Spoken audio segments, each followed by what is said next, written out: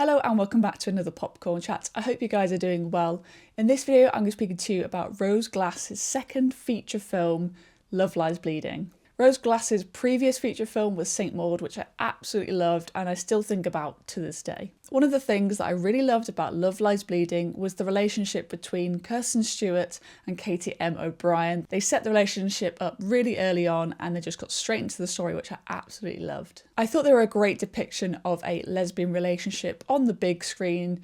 They were so honest with each other and it was such a sexually charged romance, and that was really refreshing to see in mainstream cinema. I think they got the 80s bodybuilding world down to a T. When you look back at footage of competitions in that era, I think they really encapsulated that world perfectly. Not to mention, seeing a more muscular woman on the big screen is really great to see, different types of body shapes, and I think we should definitely bring this back when it comes to films. I won't spoil what happens within this film, but there's definitely two ways in which you can interpret this fantastical side that this film has. Whether she really goes to that extreme or she is just aggressively charged by the steroids that she is taking for this bodybuilding competition, I think is completely up to the viewer. Which, when you think about it, is very similar to St. Maud. You have what the character thinks and then what's the true perspective. It's very similar to that in the first film, and I've just sort of realised that whilst talking about it. So there's definitely similar themes and sort of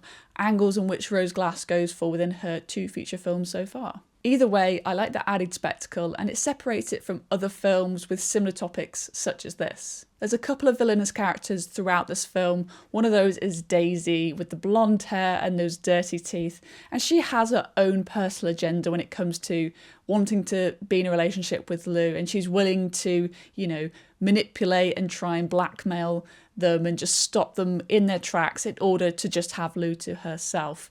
And I knew I couldn't trust her when I saw her drinking a glass of milk, which is, a classic villainous trait in cinema. Dave Franco's character of JJ was absolutely disgusting, and I think he did a really good job because we've mainly seen him in comedic roles, so to choose something like this and pull it off so well, I think he did a really good job at subverting everyone's expectations of him. Ed Harris as Lou's dad is very much a sort of slow-burning villain. He's bubbling away in the background. Lou establishes to Jackie and us, the audience, that he is a bad man and you don't want to be on the wrong side of him. And for that, he is very much of an ominous presence in this film. I would like to maybe have seen him a bit more involved in this. I do think the other characters that I just mentioned are more prominent, but I would like to have seen maybe a little bit more of Ed Harris. I really liked Love Lies Bleeding, but I didn't love it. I didn't think it was perfect. I do think that some of those story beats were a little bit predictable, especially that kind of runaway couple trope that we've seen time and time again throughout cinema. However, this definitely gave it a new voice and a new perspective, especially having our main two leads as a lesbian couple. One happens to be a bodybuilder and the other one's got a really infamous, villainous dad. So it did give it a new voice, I will say that. And like I say, the fantastical element does help to separate that from those previous films, such as Bonnie and Clyde or whatever it may be. So I did appreciate that for giving it a new voice for this new generation.